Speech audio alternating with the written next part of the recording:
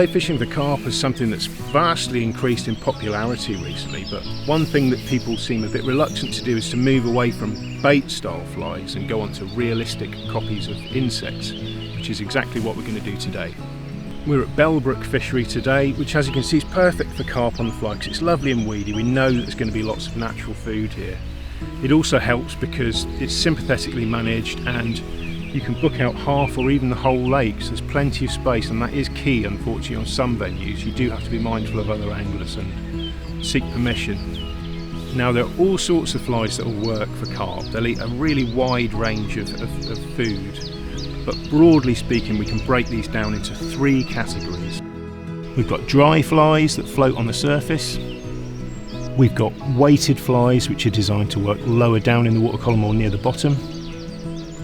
And we've also got slow sinking flies, and this is my main choice today, I suspect, because we've got a warm summer's day. The carp are going to be cruising in the surface layers, so I'm going to be looking to drop one of these in front of fish that are investigating.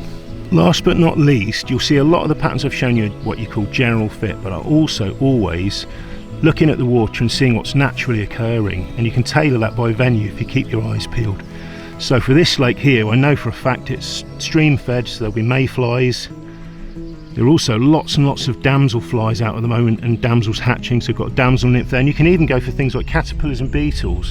Very much a case of study the water and use what the carp are finding naturally. As for our actual fly rod and reel setup, that depends largely on the size of the fish to expect. So if I was expecting smaller stuff, say 2 to 6 pounds, I'd go as low as a 5 weight, but today I'm expecting fish to low doubles and possibly bigger, so I'm going with a fairly robust 7 weight outfit with a floating line. As for our leader choice, that again depends on the size of the fish, but I really like fine fluorocarbons for this style of fishing slow sinking flies. And the reason is the modern fluorocarbons, you get a really high breaking strain for a very low diameter, so you get nice presentation but enough grunt hopefully to land a better carp. Now, as we start the session, it's very much a bit of a game of hide and seek.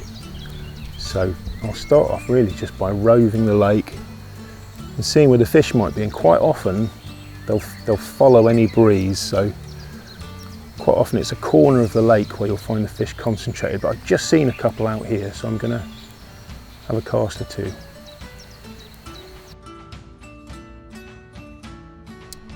With a natural venue like this, it's very much a case of looking for quality of fish and experience rather than quantity. I mean, okay, we could break out a bag of dog biscuits and go to a commercial, maybe catch 100 pounds of fish, but it really isn't quite the same.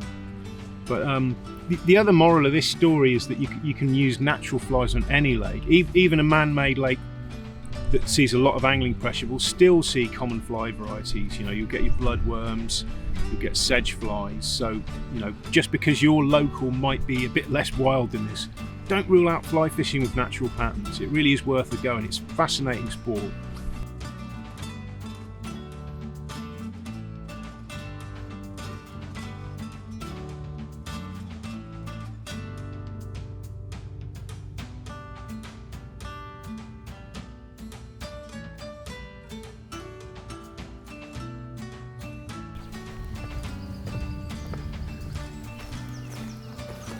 Oh, can't believe how hard that fish fought. Mind you, they tend to go off on rockets like this lake. With it being stream fed, there's obviously a really good oxygen content in there, which just seems to give them extra energy.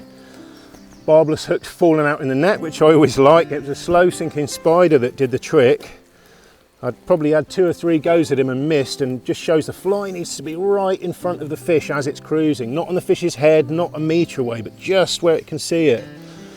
And yeah, ludicrous fight for the size of fish. It's probably no bigger than 5 or 6 pounds, but that's a lovely looking mirror carp, really dark from this clear water.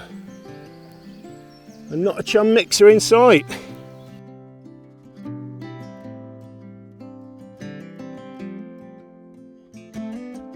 So the real key with this carp fishing with natural flies is to be stealthy and accurate. I cannot stress that enough.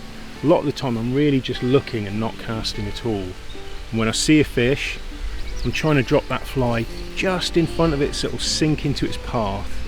You know, put it on its head, it'll spook. Put it too far away and it won't take any notice. So it's really all about being accurate, and a lot of the time not retrieving at all. Most of the time Other than the odd draw to get the fly in position, I'm just watching for that reaction from the fish.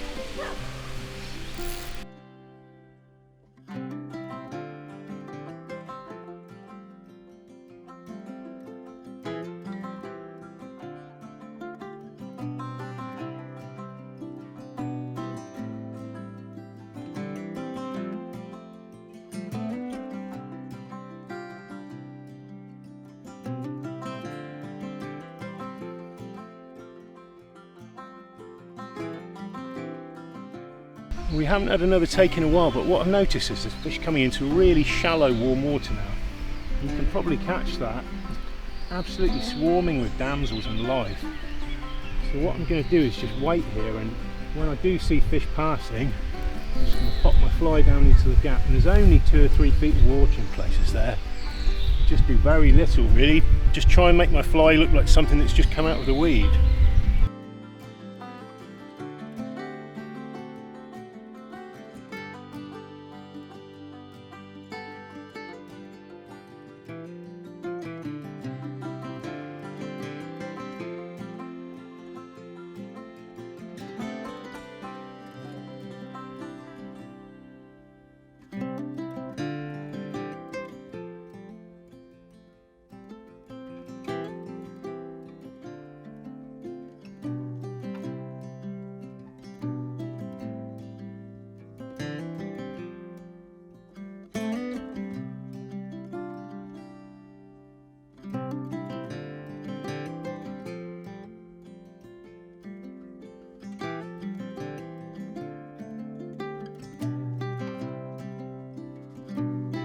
Oh well, that was some battle. We've got a nice double figure fish here.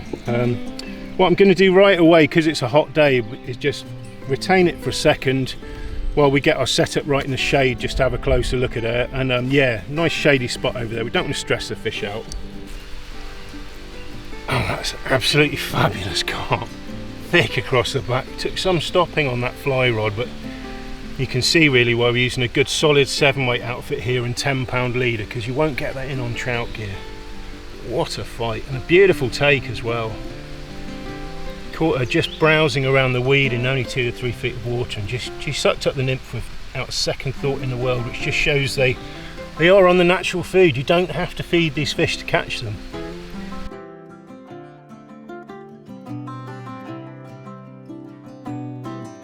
So we're just about to sign off here at Bellbrook Fishery. It's been a challenging but an enjoyable session, and thanks for watching, and I hope you've enjoyed what you've seen, whether you're a carp angler who normally fishes conventional tactics or a fly angler who normally fishes for trout. It's just something completely different, but it's a fascinating way of fishing that, to my eyes, deserves a lot wider recognition. So give it a go next time and leave those baits at home and see what you can do.